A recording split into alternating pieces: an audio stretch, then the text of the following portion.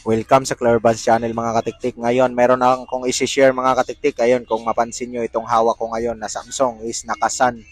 After natin mga katiktik ma-unlock is nandun pa rin yung sun na wallpaper kahit i-reset natin. So para matanggal yon at maging open line, idadaya lang natin to mga katiktik. Asterisk sign number 272 asterisk.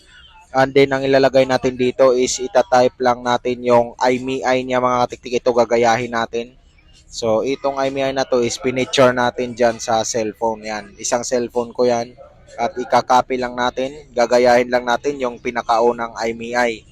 At kapag nagaya nyo na yan mga katiktik, pindutin mo yung sign number. So, pakicheck ng maigi na bawal kasi yan magkamali mga katiktik. Dapat triple times mo siyang i-check bago mo ano yung sign number kasi mag-i-install to siya mga katiktik, magre-reset, baga magfa-factory reset ang ating phone at wala na po yung sun, yung mga naka-line o smart man yan o globe.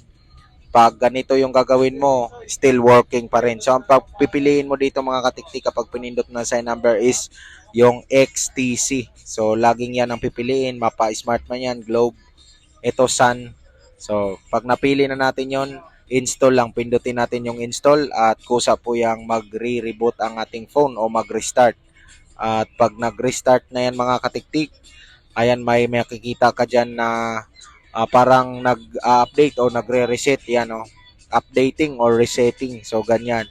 So pagkatapos niyan, maghintay ka na lang ng 3 to 5 minutes na mag-open ng yung phone, and then pagka-open sa phone is i-set up nyo na lang to mga katiktik.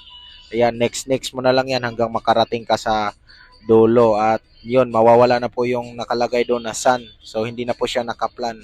Ibig sabihin, unlock na po siya mga katiktik kasi after nga man-lock, hindi po mawawala ang sun or globe or smart yung ating wallpaper. Kaya yon ang solusyon niya mga katiktik. Naway may nakuha kayong idea at maraming salamat sa panonood. Huwag kalimutan mag-like at syempre mag-subscribe na rin sa aking channel. Yan, at panoorin nyo mga katiktik kung paano natin makuha yung exact IMEI. Meron tayo dito pagdating sa loob. Idadial mo lang yung asterisk sign number 06 sign number. At yun ang pinituran ko. Yan, maraming thank you.